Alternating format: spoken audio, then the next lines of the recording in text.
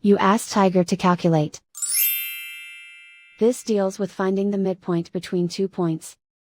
The midpoint between the 2 points is 8.5, 35.5. Let's solve it step by step. Plot the 2 points and calculate the midpoint using the formula. The coordinates of point 1 are, x1 equals -21, y1 equals 21. The coordinates of point 2 are, x2 equals 38, y2 equals 50. PM represents the midpoint of the 2 points.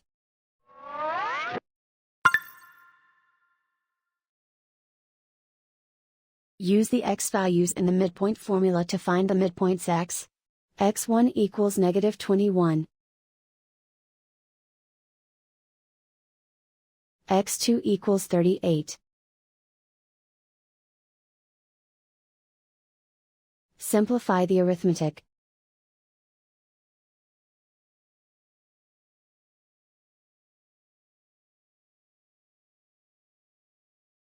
Use the y values in the midpoint formula to find the midpoints y.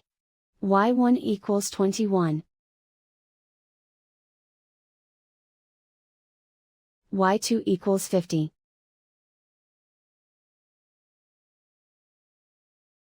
Simplify the arithmetic.